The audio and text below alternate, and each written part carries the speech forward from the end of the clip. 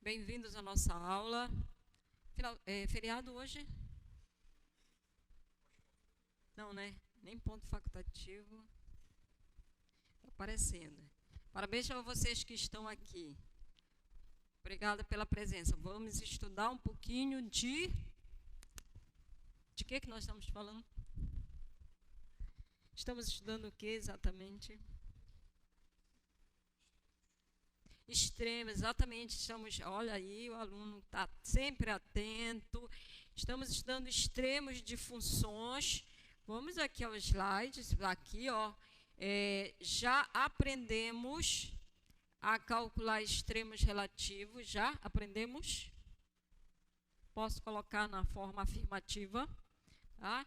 E agora a gente vai ver como calcular extremos de funções em conjuntos compactos. Antes, vamos entender o que é esse negócio de conjunto compacto.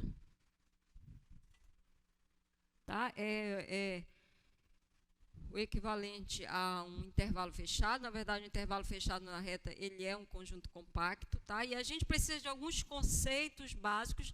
Na aula passada, a gente já definiu isso aqui, o que é um ponto de fronteira de um conjunto. Né? Então, em particular, a gente está vendo subconjuntos do R2. Então, eu tenho um subconjunto do R2, um par ordenado, vai ser um ponto de fronteira desse conjunto se toda a bola aberta concentro nesse ponto. Ela vai ter pontos que estão no conjunto e pontos que estão fora do conjunto. Tá?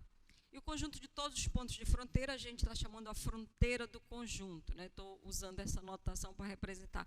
Conjunto de todos os pontos do R2, que qualquer bola em torno dele vai ter pontos do conjunto A e vai ter pontos do complementar de A, que não estão em A.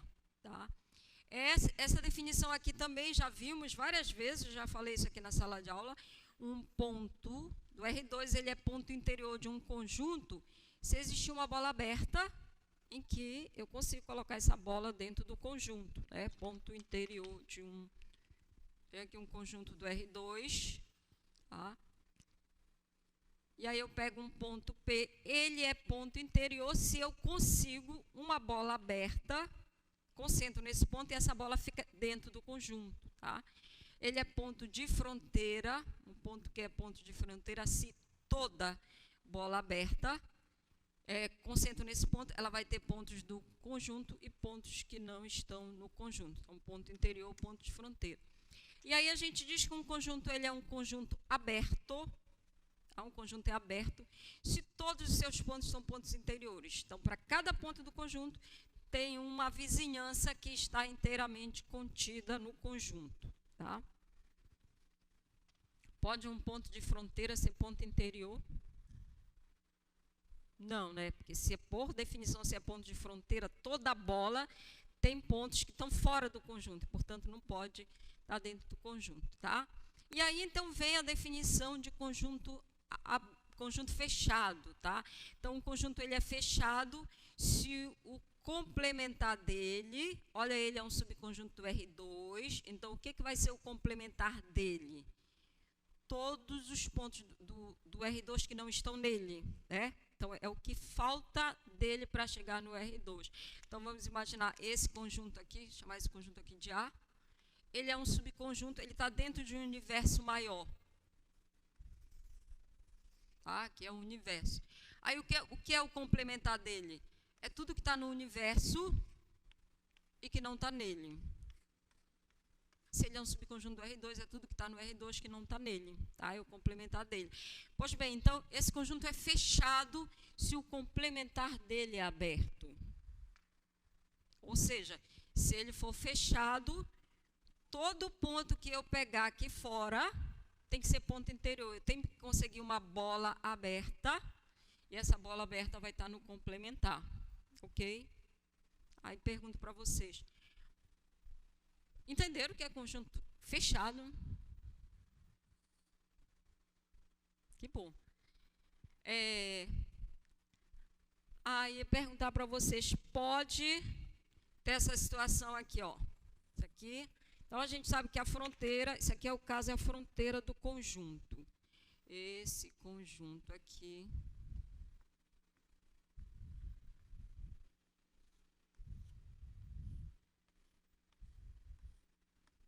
Conjunto A, então, é essa área aqui, com a borda aqui pontilhada, indicando que essa borda não está, que a fronteira do conjunto não está no conjunto, tá?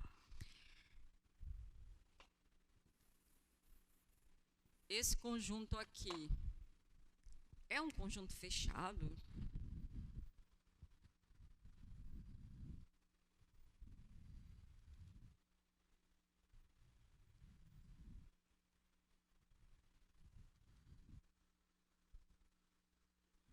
E vocês demorando para me falar.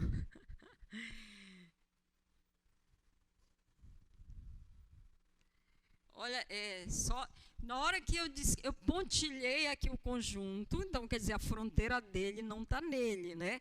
Se não está nele, que fica complicado agora de desenhar. Não está nele, a fronteira está no complementar dele, certo? Então, se eu for desenhar o complementar, a fronteira está no complementar, é porque se eu marcar aqui, aí vocês vão entender que a fronteira está nele, né? Tá? Olha só, eu perguntei assim, é fechado? A definição diz que se ele é fechado, o complementar dele é aberto. Todos os pontos que estão aqui têm que ser pontos interiores, tá? Aí eu vou pegar um ponto aqui, ele não está, a fronteira não está nele, então a fronteira, cadê? Não tem mais rua. Então a fronteira está no complementar, então eu vou pegar um ponto que está bem aqui na fronteira, tá? Esse ponto, portanto, está no complementar, tá?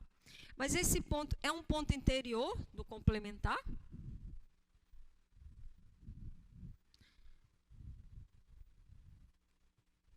Não, o ponto interior, quando existe uma bola aberta que você consegue colocar, e como ele é ponto de fronteira, eu não consigo isso, porque toda bola vai ter pontos do complementar e vai ter pontos daqui, tá? Então, se ele não tem a fronteira dele, não pode ser um conjunto fechado, tá? Essa, realmente, ela não é uma definição assim muito elementar, da área de topologia, mas o que interessa aqui para a gente, tá? Essa definição de fechado. Fechado quando o complementar dele é aberto. Todos os pontos são pontos interiores. Mas o que a gente consegue mostrar, vou fechar aqui, voltou eu completar aqui. Então, ele é fechado se o complementar dele é um conjunto aberto, ou seja, no complementar todos os pontos são pontos interiores. Mas a gente consegue mostrar o seguinte, se um conjunto é fechado, ele tem que conter a sua fronteira, tá? Porque se tiver algum ponto de fronteira no complementar, esse complementar não tem mais todos os seus pontos sendo interiores, porque os pontos de fronteira não são pontos interiores, tá? E vale também a volta, tá? Se um conjunto contém a sua fronteira, ele é fechado. Então, o que vai interessar aqui para a gente quando a gente falar em conjunto fechado, é um conjunto que tem a sua fronteira, tá? Então, a gente tem isso aqui. Um conjunto é fechado só se ele contém a fronteira dele, tá? A fronteira faz parte do conjunto. Vou colocar alguns aqui para... Olha, a gente tem aqui esse subconjunto do R2, tá? Que é essa área, esse triângulo aqui, delimitado. O pontilhado está indicando, então, que a fronteira não está no conjunto. O que é a fronteira desse conjunto? É formado por esses três segmentos, né? Tenho esse segmento aqui, que fica no eixo do X. Tenho o segmento F2, parte da reta, y igual a x, e tem esse outro segmento. Então, essa fronteira é formada pelos três segmentos, tá? O conjunto que eu falei é esse aqui. Ele é fechado. Esse triângulo aí é um conjunto fechado?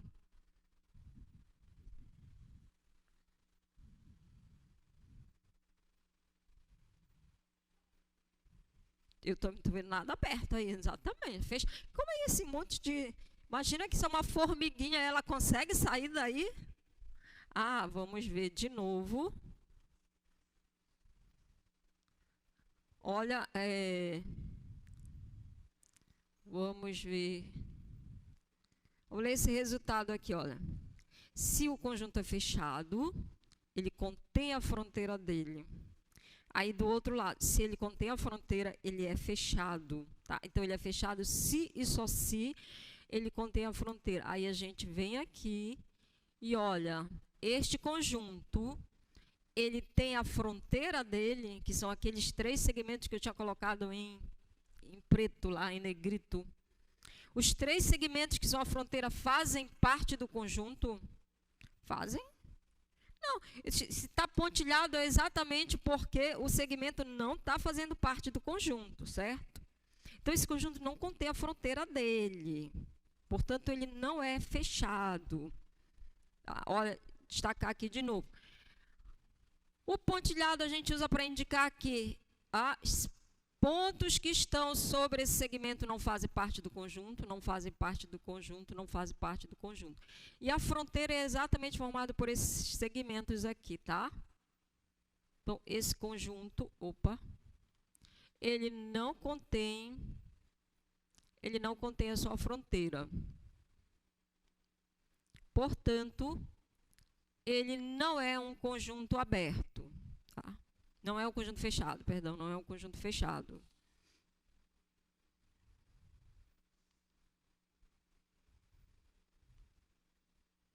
Ok. Que a fronteira não está fazendo parte do conjunto. Então, se eu pegar um ponto, tá, que está na fronteira, esse ponto está no complementar. E não é ponto interior, tá? Porque se eu pegar aqui, ele vai ter ponto dos dois. Vou tirar aqui a bola.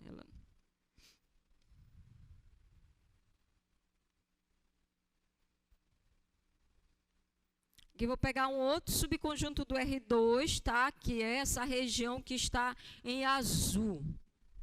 Então, os pontos que estão sobre a circunferência e os internos da circunferência, tá? Então, o subconjunto do R2, o que é a fronteira desse conjunto? É a circunferência, os pontos que estão sobre a circunferência, é a fronteira desse conjunto, tá? Então, isso aqui, a fronteira são só os pontos sobre a circunferência, tá? E o conjunto, todos os pontos que estão sobre a circunferência e os internos. É fechado?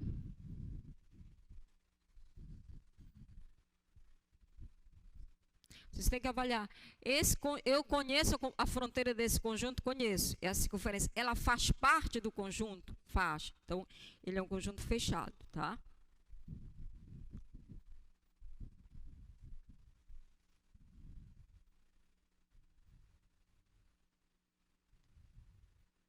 Agora, é a região em azul, é o conjunto, fronteira do conjunto.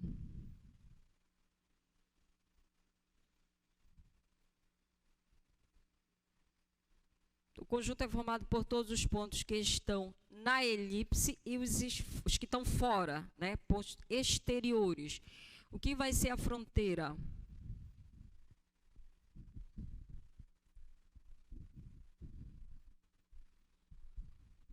Só os pontos que estão exatamente sobre a elipse, porque são onde estão os pontos que se eu botar uma bola vai ter gente dentro e vai ter gente de fora e gente Não, agora o fora é o dentro, né, no nosso conjunto. O que está fora é o que está dentro. Tá? Porque agora o conjunto é tudo isso aqui, então o que está fora é o que está dentro do conjunto. Então, esse conjunto, ele contém a fronteira dele, está fazendo parte da parte azul, e, portanto, ele é um conjunto fechado.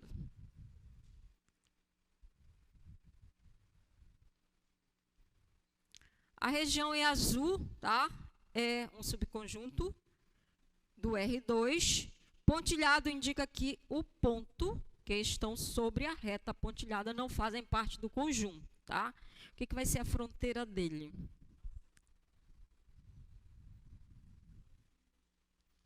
Você tem os dois segmentos, né, que está no eixo do Y e mais essa reta que está pontilhada. Isso é a fronteira do conjunto. Tá? Então, tem aqui, essa aqui, o eixo do Y, só de 0 para cima, e essa outra reta aqui, semi-reta. Esse conjunto é fechado? Olha o conjunto aqui, vou tirar aqui. Ele não contém toda a fronteira, ele contém uma parte, né, dela, mas não tem toda, portanto, ele não é fechado pela definição, tá? Então, o conjunto ele é fechado quando o complementar dele é aberto e equivale que ele contém a fronteira. E a gente vai dizer que um conjunto, outra definição, o conjunto ele é limitado se a gente consegue colocá-lo dentro de uma bola com centro na origem. Dá para eu limitar, colocar ele dentro de uma bola aberta. No caso do R2, dentro de uma circunferência com centro na origem.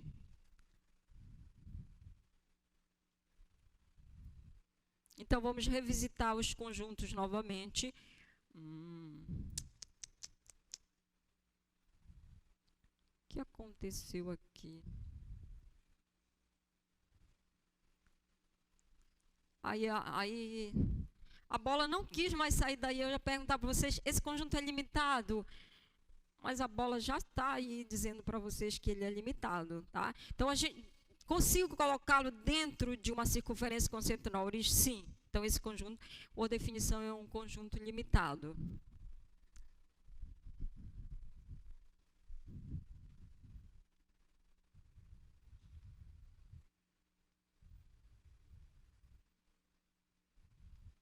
É limitado? É limitado esse daí? Sim, ele já está dentro de uma bola com centro na origem, né? E a gente consegue colocá-lo dentro de outras. É limitado?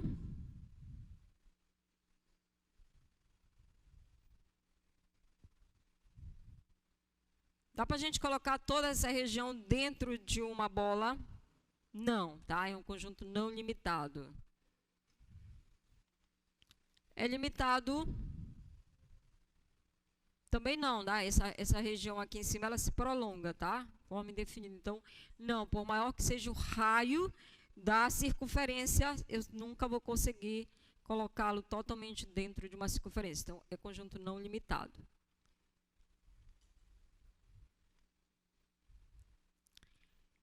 E aí, o que é um conjunto compacto, que é exatamente onde a gente quer trabalhar. Então, um conjunto ele é compacto se ele, ao mesmo tempo, tem essas duas propriedades. Ele é fechado e ele é limitado, tá? Então, falar em conjunto compacto significa que todos os pontos de fronteira fazem parte do conjunto, tá? E qualquer elemento ali, ele tem um limite, tá? Eu consigo colocá-lo dentro. Então, a distância que um ponto qualquer desse conjunto vai estar da origem é sempre menor ou igual que um valor, um número real, positivo.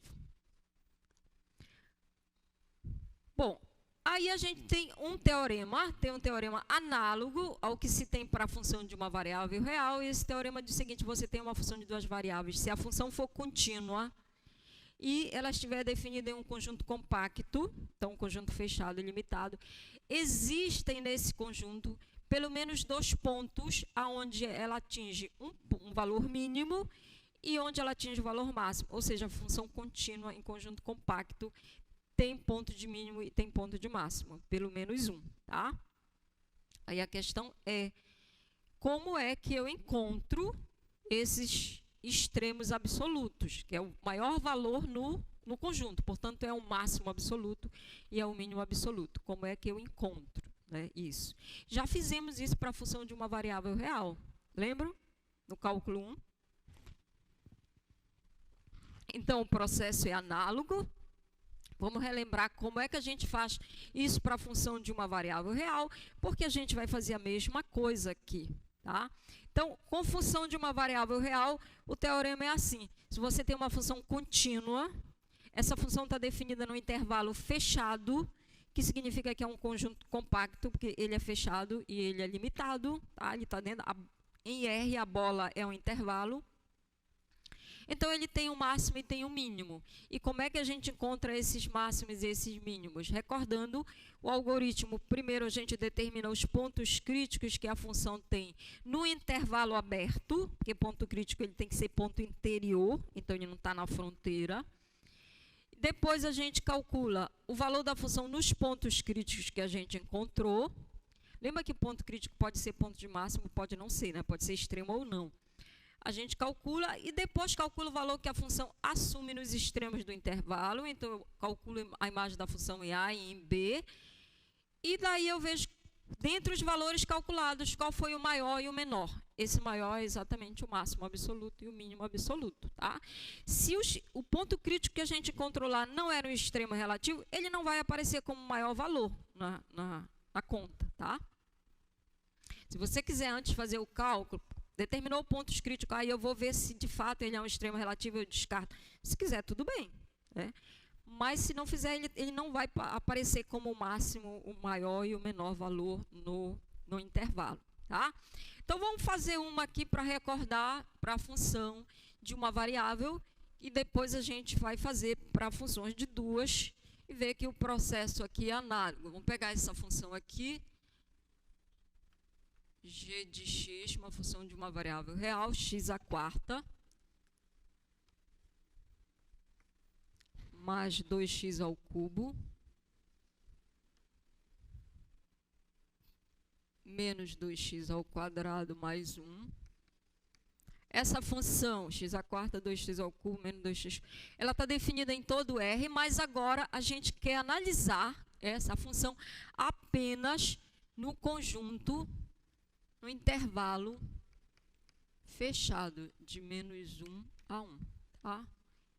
Neste intervalo, como ela é uma função contínua, porque ela é uma função polinomial, aqui a gente tem um conjunto intervalo fechado, portanto, aquele teorema garante que ela tem um ponto onde ela assume o valor máximo e tem um ponto onde ela assume o valor mínimo. A gente quer determinar qual é esse valor máximo, onde ele ocorre, qual é esse valor mínimo, onde ele ocorre. Então, o primeiro processo é a gente determinar os pontos críticos dessa função, que estão no domínio que a gente está analisando. Então, a gente vai determinar os pontos críticos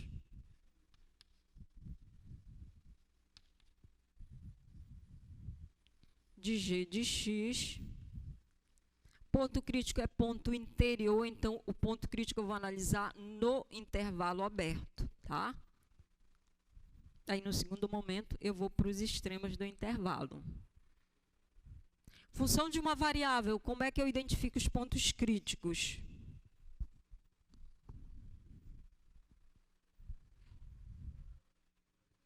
Exatamente, os valores que anulam a derivada, tá? Assim como na de duas variáveis, são os valores que anulam as derivadas parciais.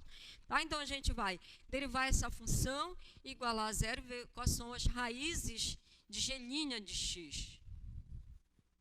G' de x vai ficar 4x ao cubo mais 6x ao quadrado menos 4x. Tá? A gente quer quais são os valores que anulam essa derivada.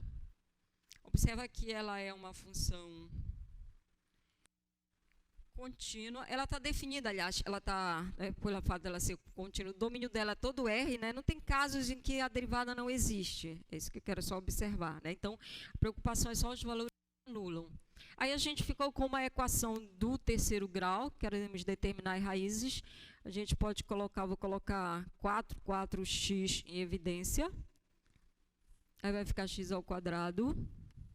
Dividindo aqui por 4 vai ficar 3 meios de x menos 1.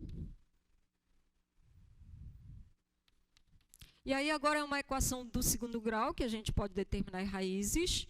As raízes dessa equação aqui é meio. Então, vou escrever assim, meio. E menos 2, tá? Fazendo lá a continha, a gente vai encontrar essas raízes. Então, quais são os valores que vão anular?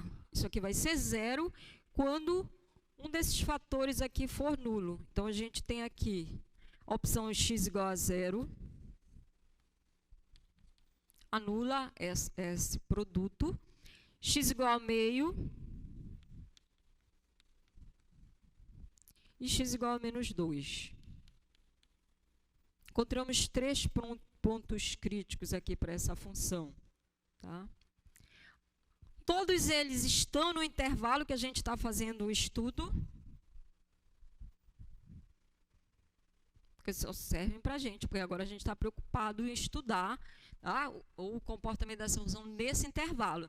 Então, ok, o 0 está aqui, o meio está aqui, mas esse aqui está fora, tá? Então, a gente vai descartar esse aqui, ele não pertence ao domínio que a gente está estudando, isso aqui não pertence. Ficamos com esses dois, e aí calculamos o valor da função nos pontos críticos.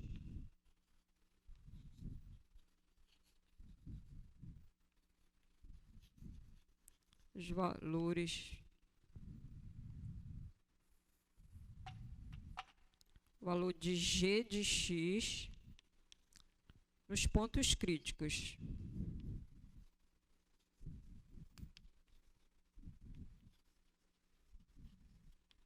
Então, são os dois aqui. A gente tem o g de 0. Tá?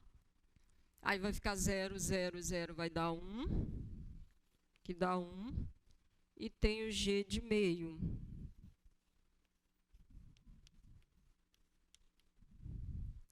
Que vai ficar meio elevado a 4. 2 a quarta vai dar 16. Mais 2 vezes meio elevado à terceira vai dar 1/8. Menos 2 vezes o meio elevado ao quadrado. Fica 4 mais 1. Isso aqui vai dar... aqui vai dar 1. Vai dar 2. 2 vezes 2, 4. Aqui vai dar 4 vezes 2, 8. E aqui vai dar 16. Certo? Aqui vai ficar 8. 4, 12 e 1, 13. Então, esses são os valores que a função assume nesses pontos críticos, tá? E agora a gente vai verificar os valores que ela assume nos extremos do intervalo, tá? Porque pode ser que aqui ela tenha valores maiores ou menores do que eu encontrei, tá? Então, é só calcular esses valores nos extremos do intervalo.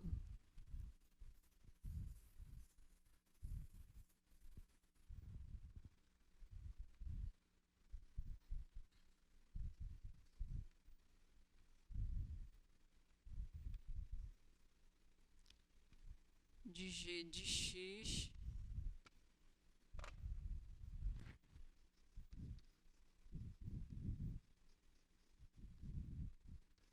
no intervalo que é de menos 1 a 1. Então, o g de menos 1,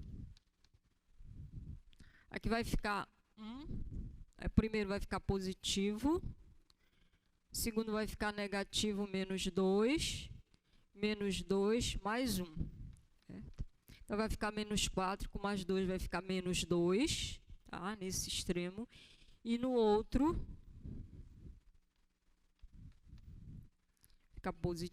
vai ficar positivo, menos e mais. Esse vai cancelar com esse, vai ficar 2, tá?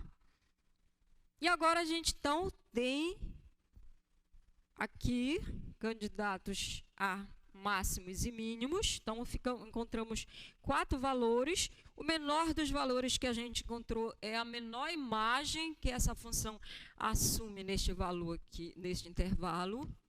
Então, mínimo foi qual, hein, gente? Aqui foi 1, né? E aqui é 0, alguma coisa. E aqui menos 2, então menos 2. Menos 2, e ele ocorre aonde? Ele ocorre em menos 1. E foi exatamente nos extremos, né, do intervalo. E o máximo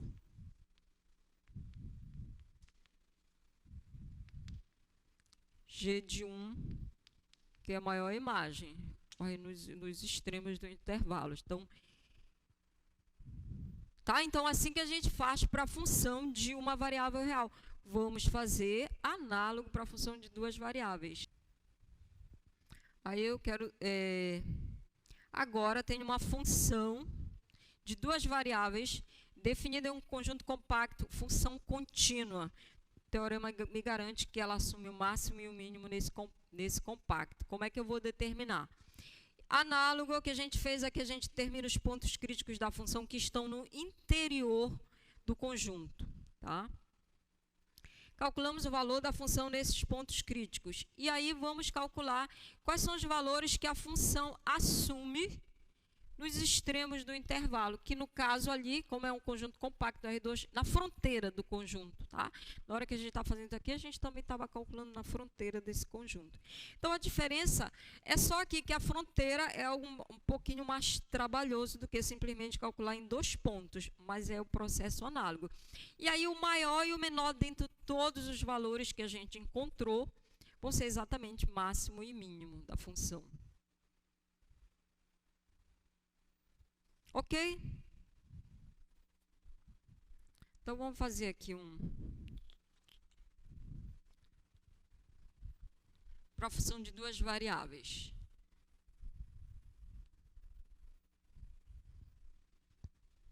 F de xy, 2x ao quadrado, mais y ao quadrado, menos 2xy mais x menos y. A gente quer saber, analisar essa função agora nesse conjunto aqui. Os extremos dela em R. Quem é R? Eu não lembro se era de 0. Obrigado.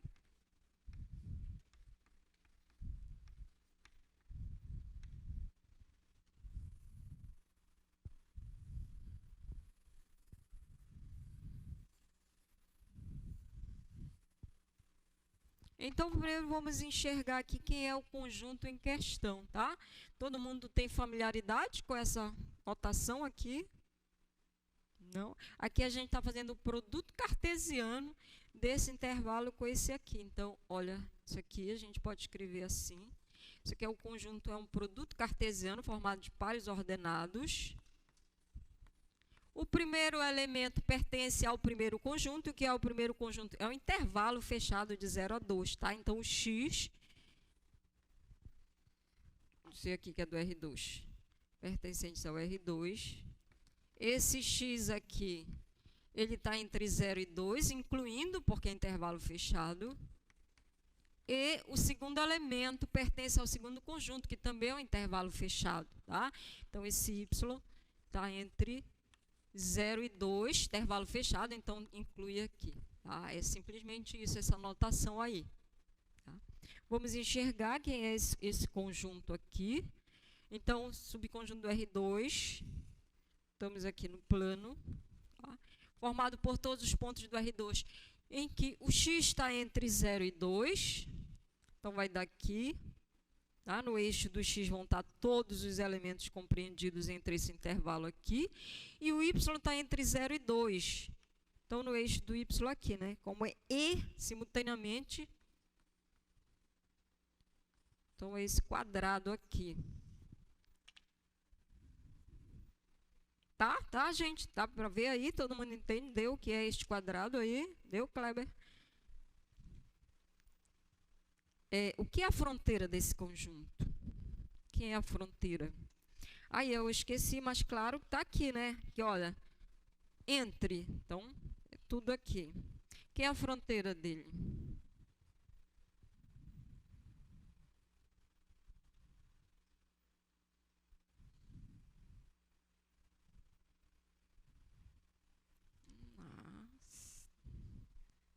Nossa, vocês ficaram calados, ninguém dá um palpite de dizer o que é a fronteira. Agora que se é para dar palpite do jogo, todo mundo dá, né? Agora, fronteira do conjunto. Como é, Bernardo? A borda do quadrado, né? Aqui, ó, é a borda desse quadrado. Estou procurando aqui um amarelo aqui. Isso aqui é a fronteira do conjunto. É a borda aqui do quadrado. Este conjunto contém a sua fronteira? A fronteira faz parte dele? Sim, né? Porque, olha, está aqui igual, então os pontos que estão sobre o eixo do x, o y é igual a 0, está incluído lá, os que estão aqui. O x é igual a 0, que está incluído aqui. Aqui é o igual a 2, igual a 2. Então, ele contém a sua fronteira, portanto, ele é um conjunto fechado. Essa função é uma função contínua, que é uma função polinomial, num conjunto. E ele é limitado também, né, gente? Dá para colocar aqui ele dentro de uma bola. Então, ele é um compacto, uma função contínua, tem máximo e tem mínimo aqui nesse intervalo. E o que a gente tem que fazer? Encontrar em que ponto ou em que pontos essa função assume um maior valor e um menor valor. E aí o que fazemos? O processo é exatamente o mesmo.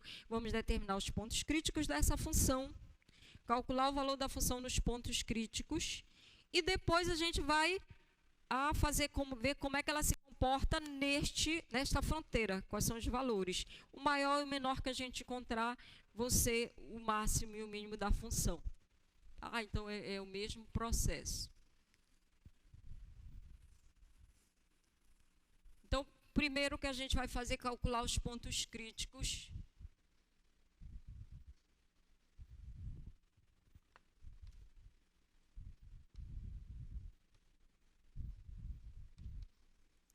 Pontos críticos de f de x, y. A gente está interessado em pontos críticos que estão no interior do conjunto, tá? Então, são só os pontos que estão tirando aqui a borda do quadrado.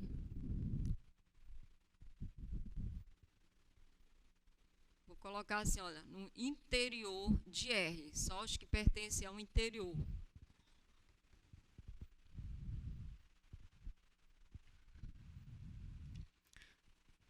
Gente, essa função, ela estava aqui com a gente na aula passada, não sei se vocês lembram, ela veio para a aula, essa função aí veio, e nós já calculamos esse ponto crítico dela, tá? A gente vai ter que fazer a continha de novo, calculamos o ponto crítico dessa função, ela tem um único ponto crítico, que equivale a calcular a derivada parcial em relação a x, em relação a y igual a 0, já fizemos isso aqui, e a gente contou o ponto crítico dessa função, 0,5.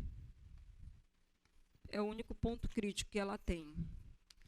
Está no interior do retângulo, do quadrado, está no interior de R esse ponto crítico aí?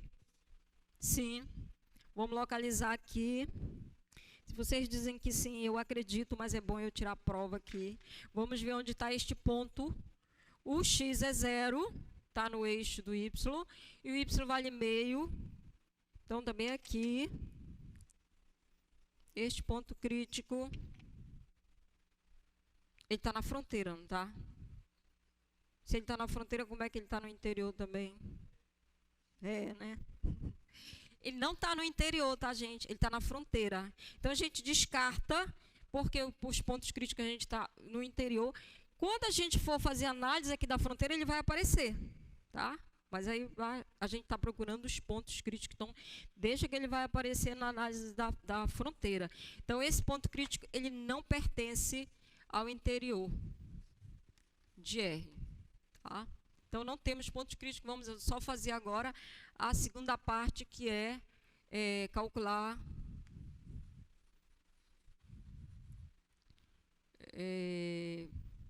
os extremos de f de x na fronteira.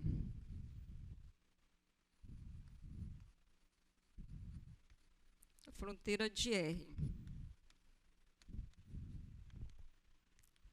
E agora, aí a fronteira de R é toda a borda desse quadrado, a gente vai ter que dividir em partes, né? A gente analisa como se comporta a função quando a gente está aqui neste segmento. Vamos chamar esse segmento aqui de R1. Depois a gente vai analisar o comportamento dela em R2, tá? Porque não dá para... Cada ponto aqui tem uma característica diferente para você estudar todos ao mesmo tempo. Vamos chamar esse segmento aqui de R3 e esse segmento aqui de R4, tá? E a gente vai ter que, então, estudar cada um deles separado. Então, eu vou analisar como é que se comporta essa função em R1. Quem é o R1? Vamos descrever esse conjunto aí. É um segmento de reta que está em cima do eixo do x, né? Então, como são os pontos que estão no eixo do x? O y é nulo, né? Então, x e 0. Os pontos que estão aí são dessa forma aqui. X, 0, tá? Pertencente ao R2, com a particularidade que esse x aí está limitado. Ele está entre 0 e 2, tá? Para x entre 0 e 2. Então, a gente quer estudar como se comporta essa função só para pontos que estão aqui. Então, o que a gente vai fazer? Vamos calcular a imagem da função em um ponto dessa forma aqui. Ou seja, a gente vai pegar a regra da função. Como é que fica esta regra quando o y é 0? Então, vai zerar aqui, vai zerar aqui, vai zerar essa parcela. Vai ficar só 2x² mais x. Veja que agora ficou uma função de uma só variável. Vou chamá-la de g1 de x, tá? Para a gente ficar enxergando melhor como uma função de uma só variável e fazer com ela todo o processo que a gente fez para aquele primeiro exemplo. Porque o que eu tenho agora? Eu tenho uma função de uma variável que é contínua, que está definida no intervalo fechado. Então, como é que eu faço para saber quais são os valores máximos e mínimos? É aquilo que a gente fez ainda há pouco, para aquele exemplo, né? A gente vai calcular os pontos críticos dessa função neste intervalo e os valores que ela assume nos extremos do intervalo. O maior e o menor serão assim, os máximos e os mínimos aqui, em R1, tá?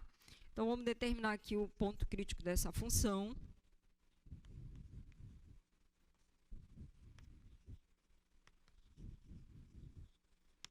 De g1 de x, que é derivar a função igual a 0g1' de x, derivada dessa função aqui, que vai ficar 4x mais 1 igual a 0. X vai ficar menos 1/4.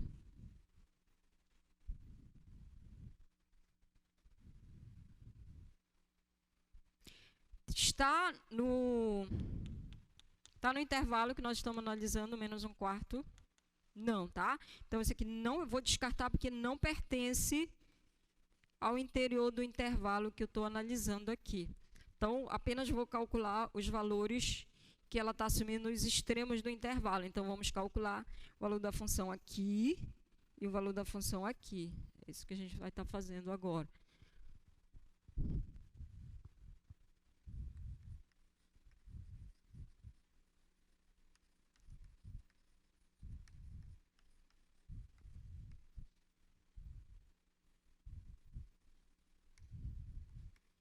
Os extremos, intervalo de 0 a 2. Então, vamos calcular o g1 de 0. Aí eu vou usar a regra aqui que eu já determinei para a função g1. Toda hora eu perco o g. Daqui, olha, a função g1 ela é essa aqui. Então, quando o x está valendo 0, vai dar 0. E no outro extremo aqui, g1 de 2. Vai ficar 2 vezes 2, 4, vezes 2, 8. 8 com 2, 10. 10, tá? E aí o maior e o menor... Aliás, só tem esses dois, né? Porque não teve ponto crítico, tá? Então, esse aqui é o valor mínimo que a função lá original assume naquele intervalo, em R1, e o valor máximo, tá? Agora, só destacando aqui a gente falou que é o G1 de 0, mas voltando lá para F, que ponto é esse? Que ponto do R2 que é esse aqui, gente? É a origem. Lembra que a gente está fazendo assim, olha, a segunda coordenada é nula, então é só o x que está variando. Então, 0, 0, isso aqui é na origem, é o f de 0, 0. Tá? Então, o mínimo ele é assumido aqui na origem. E este aqui, x igual a 2, mas nós estamos falando do ponto 2, 0. Tá? Que é esse vértice aqui do f de 2, 0. E assim a gente vai fazer para cada uma dos segmentos lá que fazem parte da fronteira.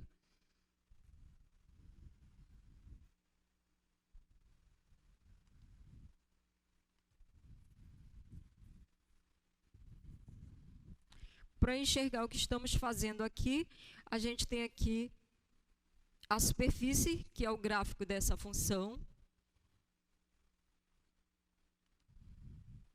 O domínio dela é todo R2, tá? Mas agora nós queremos estudar num domínio mais restrito. Então, nós pegamos no domínio apenas esse quadrado aí, tá? Então, estamos interessados em estudar a função só nesse pedaço restrito. Então, é claro que a superfície não é mais toda essa, tá? Então, a gente quer saber só como fica a imagem dessa função para pontos que estão aí. É só, então, esse pedacinho aqui, ó. Vamos tirar, então, a função toda aqui. Então, é só essa casquinha agora que a gente quer analisar, tá? Onde é que tem? Já dá para a gente ver aqui que tem um máximo bem aqui, né? E a gente vai encontrar. O que a gente acabou de fazer aqui, a gente fez aqui, ó, fixou o y igual a 0, né? Então, a gente obteve isso aqui, que é uma secção da superfície com o plano. Aí, a gente está estando em cima da fronteira lá. Então, na verdade, a gente analisou aqui, ó, esse que está em preto aí, tá? Eu pensei que era o slide que estava lá. Tá? É essa parte aqui da curva que a gente acabou de analisar, tá? Só a imagem, olha, dessa parte aqui, né, do R1 lá, que está sobre o eixo do Y. Então, esse valor que a gente já encontrou aqui, esse 10, deve ser exatamente aquele pico que está lá em cima, tá? Aquele ponto mais alto. E encontramos aqui 0 também, que é o ponto mais baixo, tá? E agora a gente quer estudar como que é o comportamento da função em R2, outro pedaço aqui. Então, o que a gente vai fazer? Vamos fazer tudo, né? Tudo análogo, mudando aqui. Agora queremos saber como que se comporta essa função, aquele pedacinho lá, né? Agora a gente vai fazer a imagem desse segmento de reta, como é que fica lá na superfície. Então, vamos mudar o quê? O R2. Como descrevemos agora esse segmento aí, gente? Pontos que estão aqui.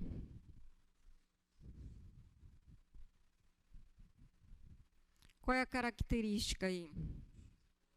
X igual a 2, qualquer ponto em cima dessa reta tem a mesma abscissa, o x é igual a 2.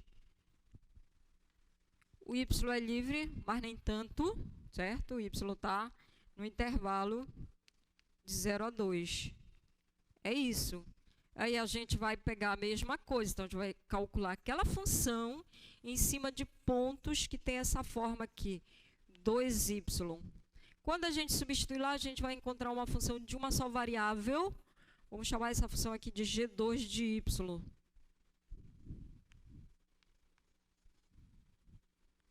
E aí a gente repete tudo o que foi feito para essa função aqui, tá?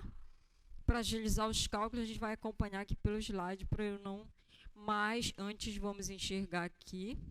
O que é que a gente vai analisar agora? Olha só, tá? A gente está pegando aí o outro segmento, e a imagem é exatamente esse pedaço aqui de parábola, tá?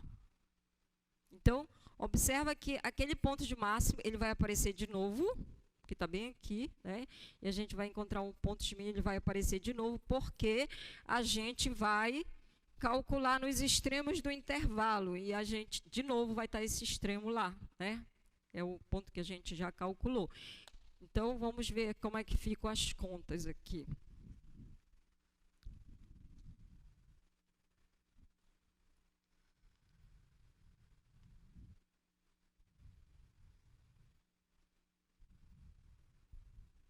Deixa eu localizar aqui. Em R1 nós já calculamos.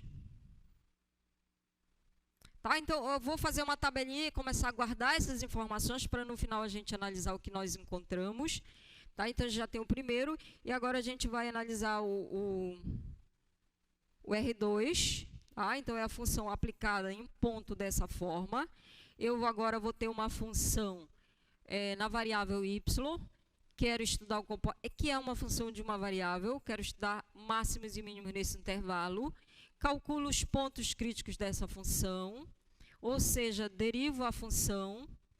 Quando eu derivar, vai ficar 2y menos 5. Igualando a zero, a gente tem um único ponto crítico, que é 5 meios, porém 5 meio, 2,5 já está fora do intervalo que eu estou analisando, então descarto esse ponto crítico. E aí vamos analisar então só os valores que ela assume nos extremos do intervalo. G2 de 0, novamente, passamos pelo mesmo ponto aqui, tá? Deu 10. Agora, o que é G2 de 0? Observa que G2 é x se valendo 2 e o y que está valendo 0. Então, isso é f de 2, 0. E no outro extremo a gente tem G2, tá? Que é o quê? O x está valendo 2 e o y está valendo 2, é o f de 2, 2, tá? Então, estamos calculando agora a imagem da função nesse outro vértice aqui do quadrado, x igual a 2 e y igual a 2, tá? E aí está valendo 4. Então, nesta fronteira, a gente encontrou o menor valor é 4, que ocorre no ponto 2, 2, e o maior valor 10, tá? Então, guardemos essas informações. Na nossa tabelinha, nós acabamos de ter um novo mínimo e um novo máximo. E aí, a gente vai repetir tudo de novo agora para terceiro segmento lá, que é o R3. Tá? Então, o R3 agora, como que são os pontos que estão aqui? Qual é a característica aqui? Qualquer ponto que está sobre aquela reta horizontal, que é constante lá? O y. O y está valendo 2 e o x vai variar de 0 até 2, tá? Então, agora vai ser assim, o y está valendo 2 aqui, o x está livre, mas nem tanto, tá?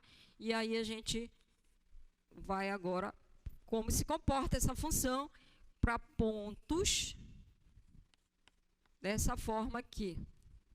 Uma terceira, a gente pode definir uma terceira função aqui. Ficamos com uma função de uma variável, queremos determinar os extremos dessa função no intervalo fechado.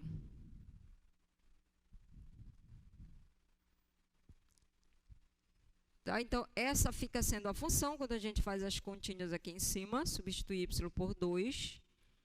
Determinamos os pontos críticos dessa função, derivamos e igualamos a 0. Derivando vai ficar 4x, tá errado aqui, não é quadrado, é 4x menos 3.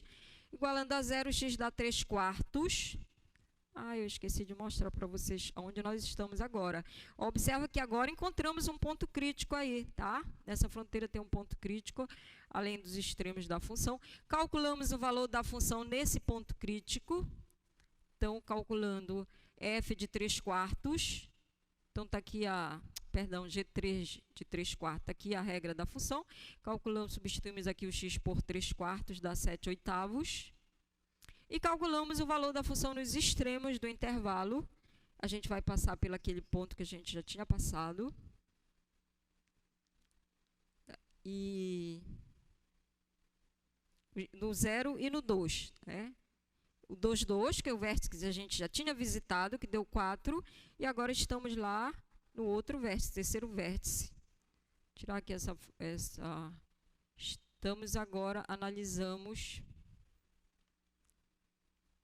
o valor. Tem uma hora que ele não me obedece mais. O valor aqui, tá? Deixa eu ver se ele apaga aqui para mim. Opa, apagou. Tá, agora estamos nessa fronteira aí, tá? No terceiro segmento, a imagem dele também vai dar um pedaço aqui de parábola. Observa que, gente, porque a gente encontrou um ponto crítico. Olha, tem aqui, deixa eu ver se é a melhor maneira de vocês enxergarem. Nos extremos do intervalo, eu tenho aqui um valor máximo, eu tenho aqui um valor mínimo, mas eu tenho um valor que é menor, né, do que nos extremos do intervalo, que é o ponto crítico que apareceu lá no cálculo, que está bem aqui. O vértice da parábola.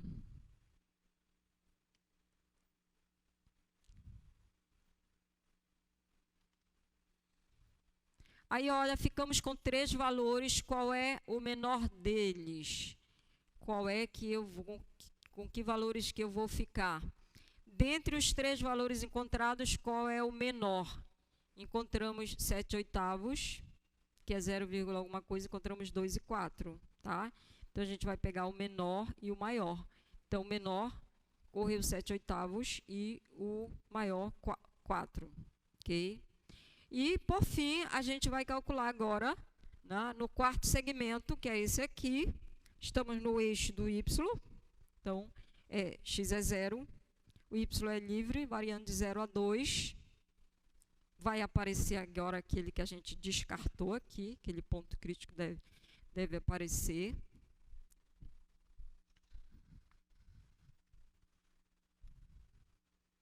E olhando aqui agora o que a gente vai fazer... A gente agora está estudando, tá, a imagem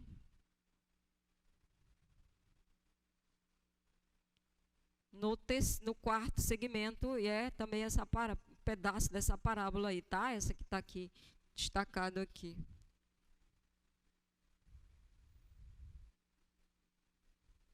E aí vamos ver o que acontece, quais os valores que a gente encontra.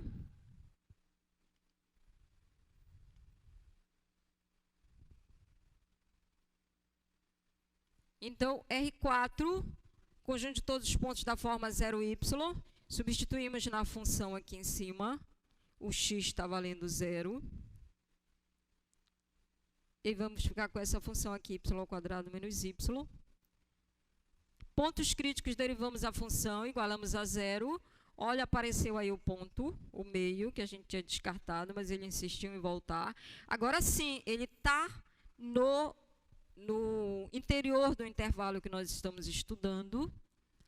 Calculamos o valor da função nesse ponto crítico, dá menos 1/4, e calculamos o valor da função nos extremos do intervalo. Observe que esses extremos todos nós já calculamos, né? Porque nós já calculamos aqui, quando nós estávamos neste segmento, nós já calculamos aqui quando a gente estava nesse segmento aqui, tá? Então, não vai aparecer nenhum valor novo aí. Só vamos repetir aqui. Da função em 0, que é o 0 que a gente já tinha encontrado na origem, e no outro extremo, quando o y está valendo 2, g de 2 dá 2, só observa o que significa g de 2. É o y que está valendo 2, então é o par 0,2, tá? Então, foram esses valores que a gente encontrou para os valores que essa função, máximos e mínimos que ela assume quando se percorre toda a fronteira do conjunto. Aqui não tem nenhum ponto crítico no interior, certo? E agora a gente vai pegar, então, qual é o maior e qual é o menor dentre esses valores aí que a gente encontrou. Esses são os extremos absolutos da função. Qual é o menor dele, gente?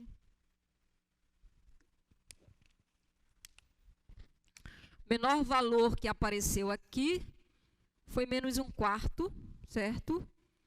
Que é o que ocorre no ponto 0,5. E o maior valor que encontramos foi o 10, tá? Que ocorre no ponto de coordenada 2, 0. Então, esse é o mínimo absoluto da função no retângulo. É menos 1/4 e o máximo absoluto é 10.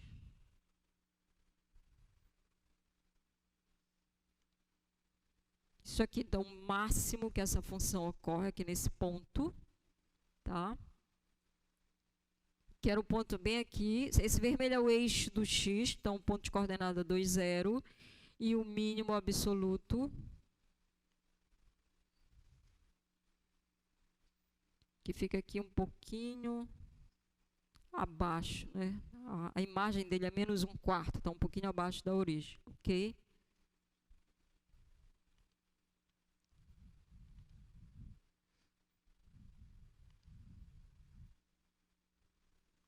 Dúvidas, gente? Perguntas?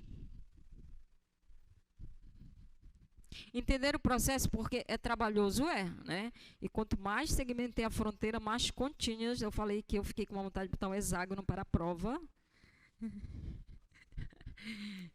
Ou mais, né? Dodecaedro, por aí assim, tá? Mas você vai ficar repetindo o mesmo processo, tá? Aos poucos também a gente, com o treino, mas aí tem que treinar, né? Tem que ganhar agilidade, você pode perceber, olha, esses vértices eu vou passar várias vezes por ele. Então, eu já posso calcular os valores dos vértices que vai dar, né? E aí eu já não preciso repetir várias vezes. Mas é importante, primeiro momento, de que a agilidade é o entendimento do processo, né? E treinar. Vamos fazer mais um aqui. Vamos ver que nem sempre é. Dependendo da fronteira que a gente encontra pela frente, a gente pode ver o slide. Agora é uma função f de xy é 2x ao cubo mais y à quarta. E a gente quer ver quais são os valores máximos e mínimos que essa função assume no conjunto C xy pertencentes ao R2 x² mais y ao quadrado menor ou igual que 1.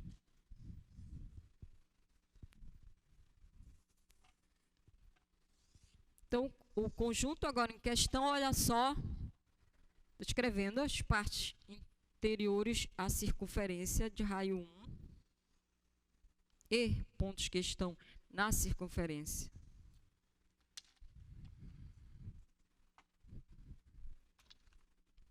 Agora é o domínio da função, é esse aqui.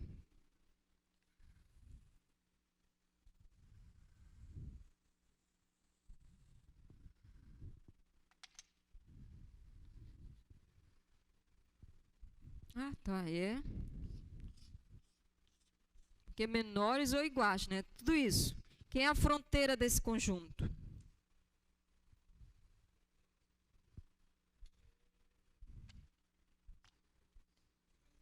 É a circunferência aqui, né? É a borda aqui que está em amarelo, tá? Ela faz parte do conjunto? Sim, porque valores iguais, tá? Então, a gente vai fazer a mesma coisa, vai saber quais são os pontos críticos que essa função assume no interior da circunferência, então excluindo aqui a borda, e depois a gente vai estudar o comportamento da função na fronteira, né? Nos pontos que estão sobre a circunferência.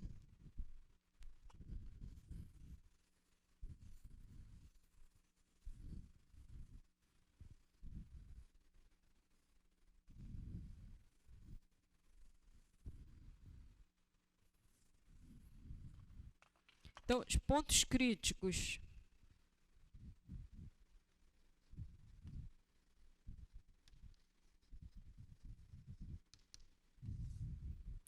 Valores que anulam o gradiente da função. Derivada parcial em relação a x vai ficar 6x ao quadrado. Derivada parcial em relação a y, 4y ao cubo. Igual a 0. E para se anular, o x tem que ser 0, o y tem que ser 0. A gente tem 0, 0. Pertence ao interior do conjunto? Sim, né? É o centro da circunferência. Está no interior, tá? Então, interessa para a gente. O valor que a função assume no ponto crítico, f de 0, 0 é 0. E agora a gente vai estudar o comportamento dessa função na fronteira. Já temos o valor que ela assume no ponto crítico. Esqueci de mostrar para vocês o que, que a gente está fazendo, né? Geometricamente, vamos enxergar aqui. Aqui é o gráfico da função, tá? Parece assim uma coisa esquisita. Uma cadeira, sei lá. Tá? Agora, a gente vai restringir o domínio da função. A gente está interessado em saber como é que ela se comporta apenas, tá, nessa circunferência e no interior dela. Então, passar aqui um cilindro, porque eu vou pegar apenas pontos, né, que estão nessa área. Então, vai ser só a interseção dessas duas coisas, a parte, tá? A parte da superfície que vai ser essa interseção, tá? Então, vamos desprezar ela como todo e, olha, é só essa parte aqui. É a imagem apenas de pontos que estão na circunferência e dentro do círculo, tá? Então, olha só, devemos encontrar nas nossas contas esse ponto aqui como ponto de máximo, ponto de mínimo, tá? E a gente observa que por aqui também tem uns extremos relativos aqui, tá? Mas são relativos, não ponto de máximo e de mínimo aqui. Ok? E aí, como fazemos agora?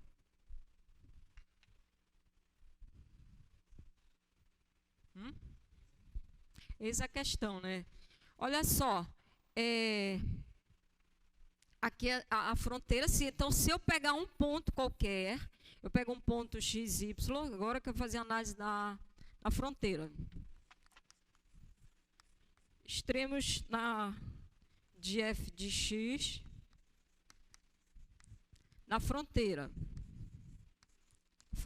de C. Observe o seguinte, se você pegar um ponto que está na fronteira, x, y, que pertence à fronteira, então a fronteira é aqui na borda, eu vou ter a igualdade, implica que a gente vai ter aqui x² mais y² é igual a 1, né? Está na fronteira, porque aí eu tenho que tirar uma das variáveis para substituir aqui. E aqui a gente vai ter que, a gente pode, nesse caso aqui, escrever o y² vai ficar igual a 1 menos x², tá?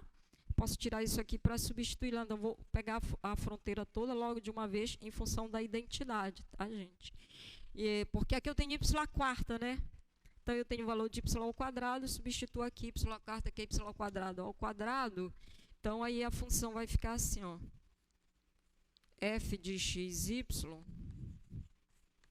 vai ficar o 2x ao cubo mais o y² é 1 menos y² vai ficar 1 menos y²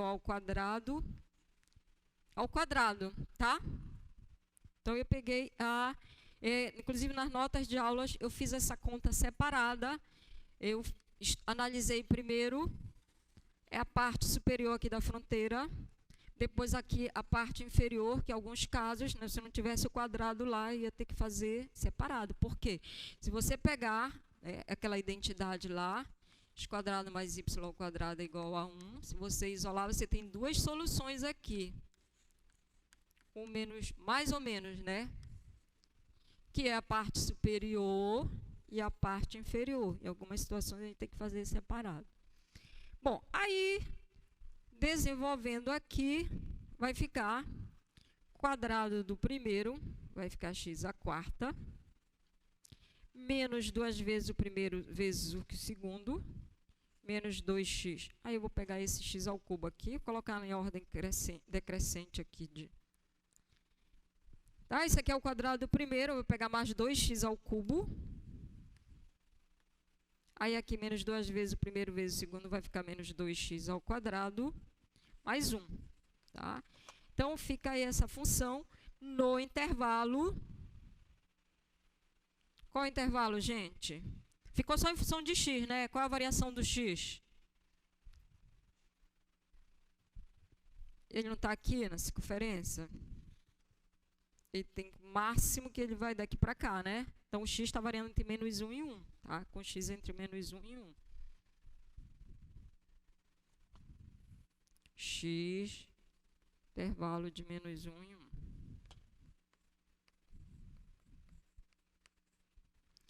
E esta função aqui é exatamente aquela que a gente fez no início da aula para a função de uma variável, tá? Aquela que a gente pegou e analisou e encontramos dois pontos críticos, exatamente a mesma que eu já tinha colocado antecipadamente aí.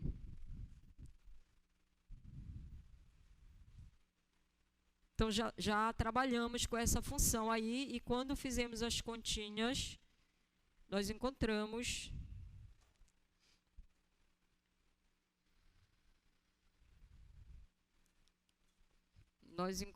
o valor mínimo, que foi exatamente nos extremos. Encontramos o menor valor, x igual a menos 1, que deu menos 2. Agora, no nosso caso, qual é o par que corresponde a esse x igual a... Estou fazendo x igual a menos 1. Tá? Então, qual é o par quando x é igual a menos 1? Lembra que a gente está com essa relação aqui entre x e y, né? Então, quando x é igual a menos 1, o y vai valer 0. 1 menos 1 vai valer 0. Tá? Então, é o par menos 1, 0.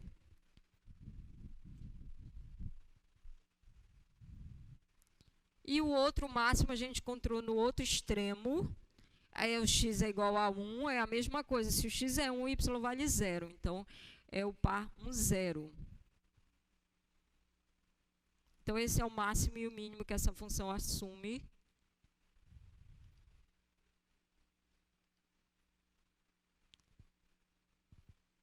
Então, é o ponto de máximo dela aqui, tá? Que é 2, veja que está na altura aqui do 2.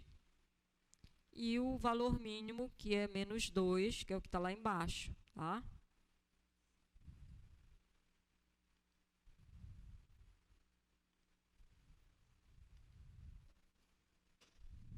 Tranquilo, gente? Tá, agora vamos aproveitar esses 45 minutos que restam ainda. Vamos resolver aqui uns probleminhas. Tá? Então, tem algumas situações, né, que a gente precisa descobrir. E nessa situação, onde é que a gente atinge o máximo e o mínimo? Então, a gente precisa criar um modelo, aqui a gente já tinha a função e queria determinar os máximos e os mínimos. E a gente precisa criar um modelo para, a partir deste modelo, determinar quais são os valores de máximos e mínimos, né, que são os problemas de máximos e mínimos. Então, vamos ver aqui um exemplo.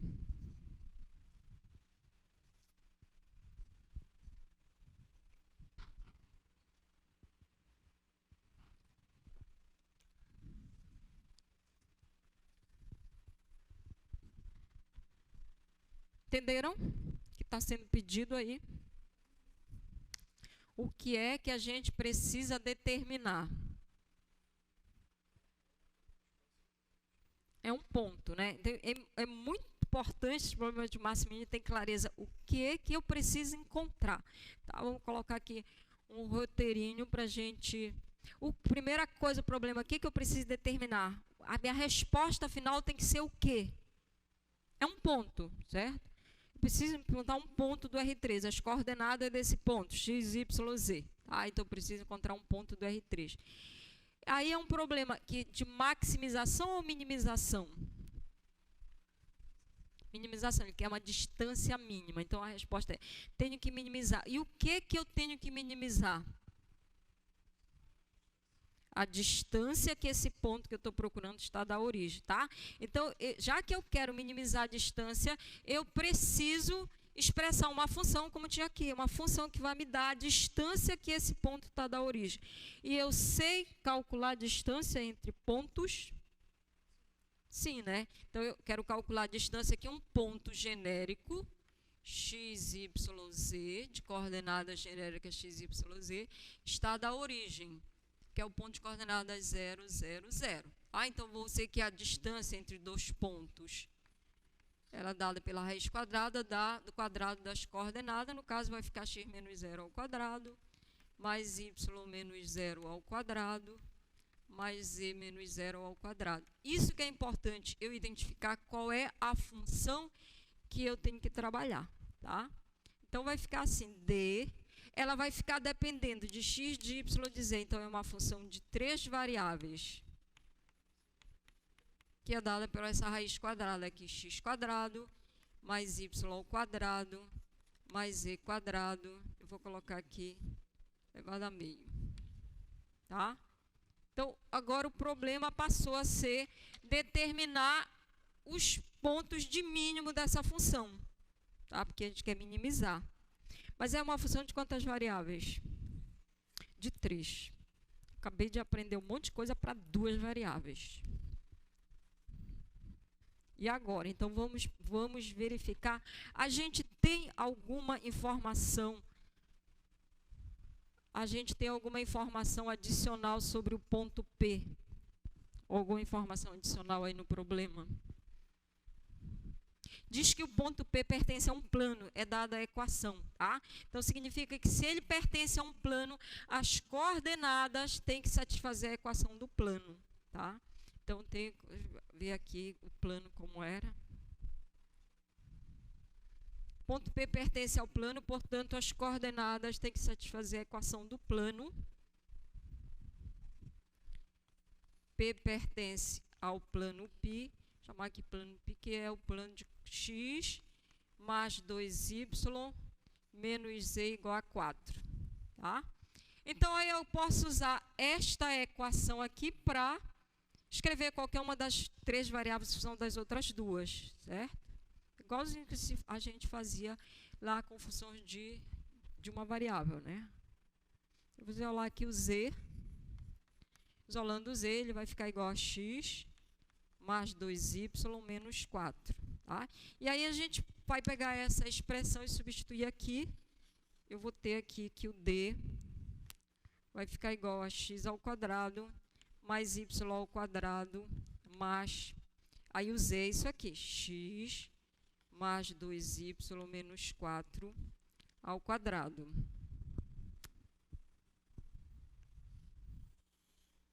Pronto, passou a ser agora uma função de 2 variáveis, tá? E o meu problema, então, é determinar os pontos de mínimo dessa função aqui. Então, eu vou buscar os extremos, os pontos críticos dessa função, que são candidatos a máximos e mínimos, tá? Temos alguma restrição aí para as variáveis x, y e z? Por que não pode? Não, mas assim, você não está procurando um ponto do R3?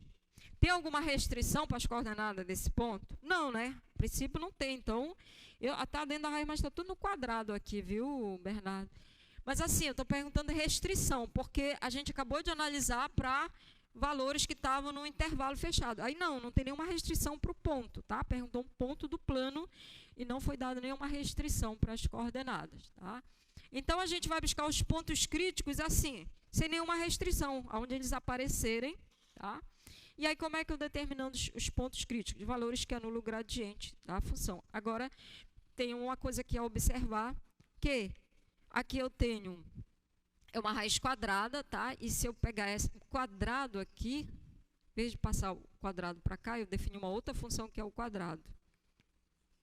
Para não ter que fazer tanta conta aqui com a raiz quadrada na hora de derivar.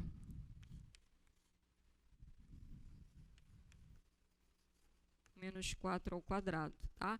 Porque os valores que vão anular o gradiente desta daqui são os mesmos que vão anular o gradiente da raiz quadrada, tá? Porque se eu fosse derivar, vai ficar 2 vezes d vezes o gradiente dessa aqui, usando a regra da cadeia, tá? Então, eu vou trabalhar com esta daqui. Quais são os valores que anulam o gradiente dessa função, que são os mesmos que vão anular aqui da raiz quadrada. Mas se você quiser trabalhar com a raiz quadrada, pode. Então, vai fazer mais continha.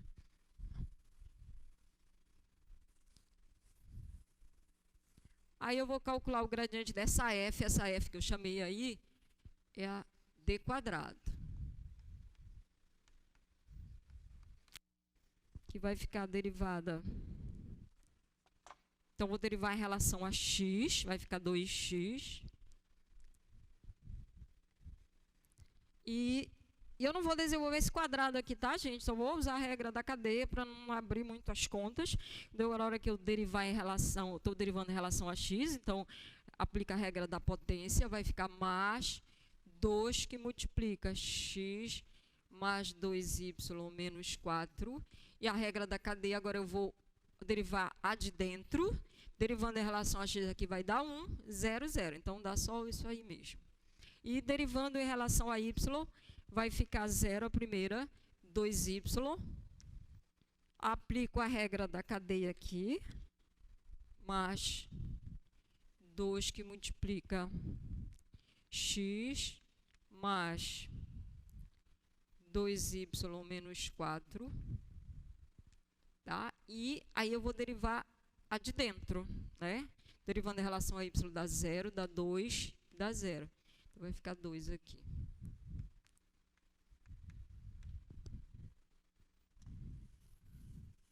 Arrumando aí.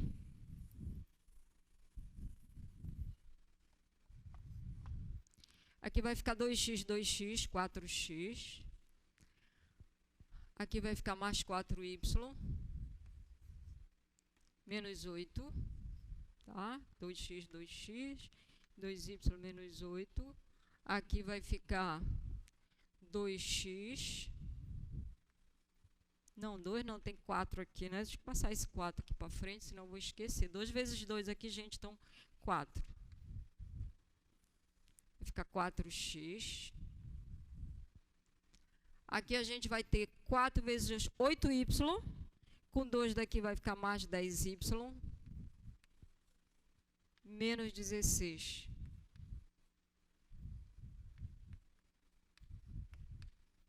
Faço os cálculos aí também, para se estiver errado vocês vão me corrigindo. E aí os valores que anulam o gradiente, então a gente vai ter aqui, vai ficar com esse sisteminha aqui, 4x mais 4y menos 8 igual a 0, e 4x mais 10y menos 16 igual a 0.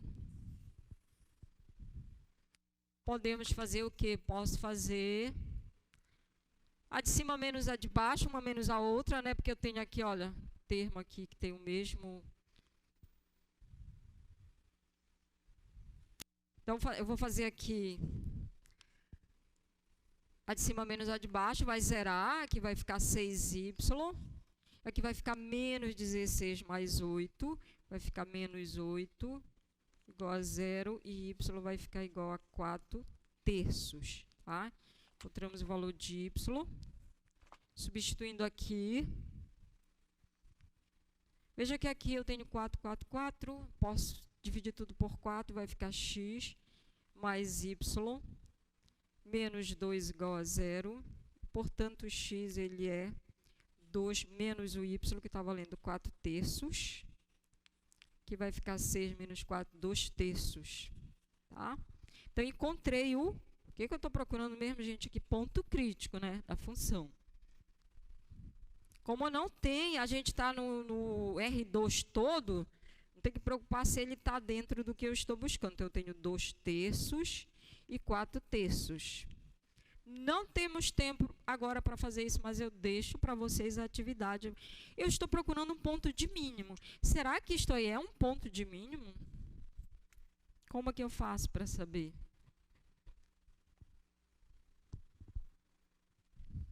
Tá? Onde está? Ah, sim. Aí como eu faço para saber se de fato é um ponto de mínimo?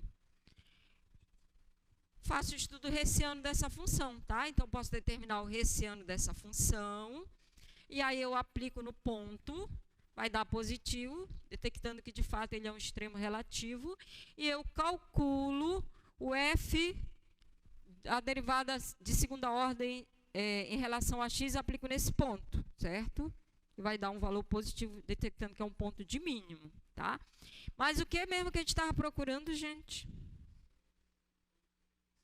Um ponto do R3 que está no plano, que está mais próximo da origem. Aí encontramos ali x, y, E para determinar o valor de Z, eu jogo aqui na equação do plano, certo? Posso deixar com vocês agora, ou tem que fazer a continha, tá? Já tem o valor de x, que é 2/3, já tem o valor de y, aí encontramos o valor de z. Aí sim, eu tenho as coordenadas do ponto, porque eu quero ver se dá tempo de fazer mais uma, ainda vai dar tempo de a gente fazer mais uma. Tá, gente? Alguma dúvida aí? Ok. Quero encontrar o volume de uma caixa retangular, que está inscrito uma esfera de raio R. O volume da caixa, volume máximo de uma caixa. Entenderam qual é o problema?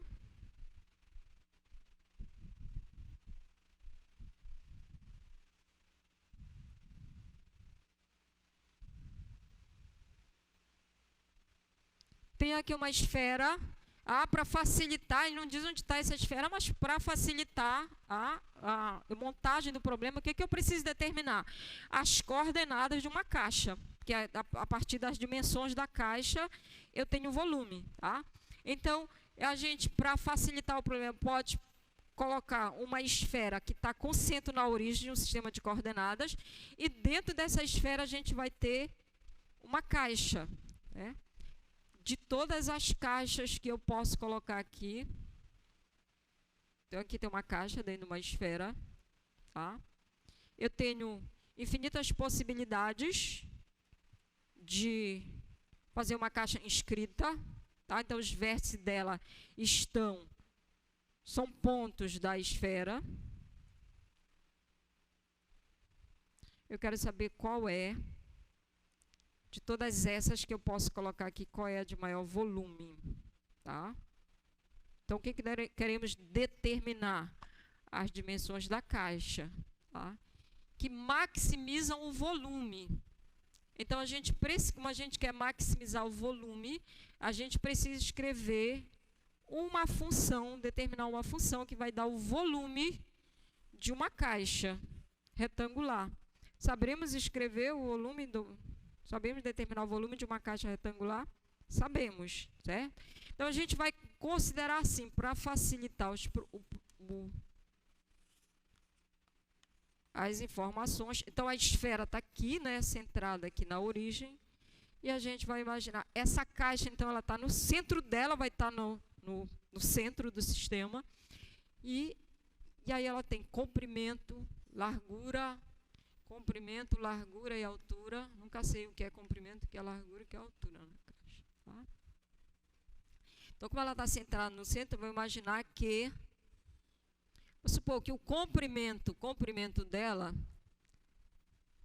seja 10, tá? Mas como ela está, eu coloquei ela no centro, então eu tenho, se for 10, eu tenho 5 para lá e 5 para cá, tá? Está no centro, então eu vou colocar essa distância daqui para cá é x, essa distância daqui para cá é x. O comprimento dela, então, 2x. A mesma coisa aqui na largura.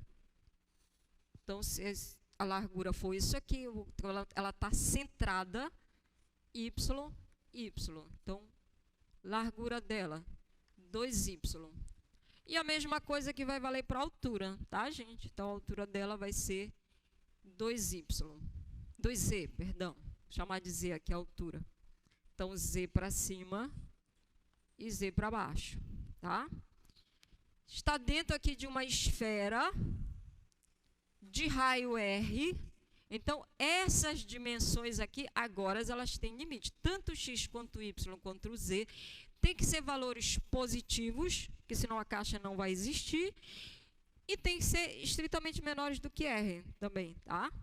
Então, agora nós estamos neste intervalo aqui. E aí, qual é a função que vai dar o volume dessa caixa? O volume a gente sabe que é o produto das dimensões. Então, vai ficar 2x vezes 2y vezes 2z, vai ficar 8, que multiplica x, y e z. Ficou uma função de 3 variáveis, certo? O volume, ele é função de x, de y e de z. E é 8x, y, z. temos alguma informação adicional aí que a gente possa expressar uma das variáveis em função das outras duas? O que nós sabemos dessa caixa? A gente quer saber qual é a de volume máximo que o quê? Que a gente pode inscrever na esfera, certo? Então, a informação que a gente tem é que essa caixa está inscrita numa esfera. Então, se você pegar aqui, deixa eu melhorar aqui meu desenho. Como eu disse aqui que x, eu pego aqui o ponto de coordenadas x, y e z. Esse aqui vai ser um vértice, tá? Vai ser um vértice da caixa. Só como ela está inscrita, esse vértice vai pertencer à esfera, certo? Portanto, o ponto de coordenadas x, y, z, ele pertence à esfera. Então, ele tem que satisfazer a equação da esfera, certo? Portanto, eu vou ter isso aqui, que x², o P pertence à esfera, aplica aqui, x² mais y² mais z² é igual a r². Então, a gente tem essa informação adicional que me permite expressar qualquer uma das três variáveis, são das outras duas, e aí eu posso transformar esta como uma função de apenas duas variáveis. Então, procuramos os valores que maximizam. Então, vamos procurar os pontos críticos da função, mas eu acho que é muita conta para a gente fazer, porque olha só, aqui, se eu for isolar aqui o z, o z vai ficar raiz quadrada de r² menos x² mais y² ao quadrado, e aí a gente vai substituir aqui, né? E aí, vamos calcular as derivadas parciais em relação a x, em relação a y, e vai dar uma continha aqui. Não vou fazer assim, não.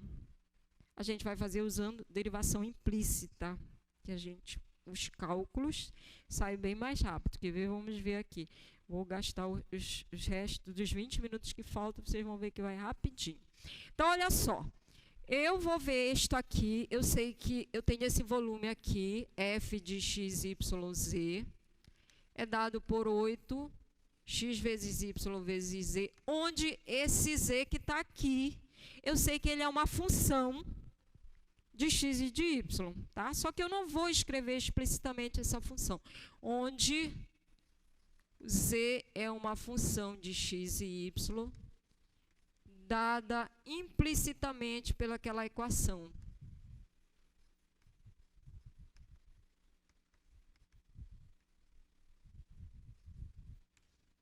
Pela equação, vou colocar aqui. Qual é a equação? Essa identidade aqui, né, gente? Só vou escrever, lembra que a gente sempre coloca enxerga como uma função grande? Eu vou colocar, ela é uma função f de x, y igual a 0, tá? Onde isso aqui vai ser aquela equação lá. Onde... Quem é f de x, y, z? É x² mais y² mais z² menos r². Passar para o outro lado para ficar igual a 0, tá? E aí lembra que derivação implícita, pela regra da derivação implícita, eu sei que como calcular a derivada parcial desta daqui em relação a cada uma dessas variáveis. Lembra disso? Derivação implícita. Então, tá. Temos essa informação aqui. Aí, queremos calcular a derivada parcial de v em relação a x, tá? Que isso é o gradiente dela que eu vou calcular. Derivada parcial de v em relação a x. Tá? Na hora de derivar, eu só tenho que lembrar que o que está aqui, esse z, ele é uma função de x e de y. Portanto, aqui vai ter alguma coisa em x. Eu tenho que usar o produto, tá? A derivada do produto. Então, vai ser a derivada da primeira em relação a x dá 8y, Deriva a primeira, conserva a segunda, mais conserva a primeira e deriva a segunda. Eu vou derivar isto aqui em relação a x, tá? Quem é isso aqui? É essa função aqui que eu vou derivar em relação a x. Derivada dessa função em relação a x, tá? E quem é isso aqui? Pela regra da cadeia, eu sei que essa derivada... Lembra, gente, quem é a derivada dessa aqui? Como é que eu obtenho a derivação dessa aqui?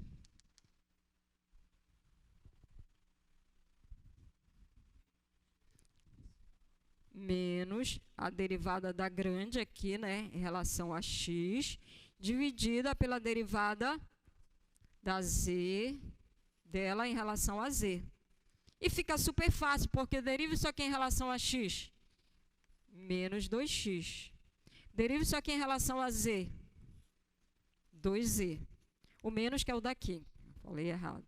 Cancela, fica x sobre z, tá? Aproveitar e colocar logo em relação a y, que a gente vai já precisar.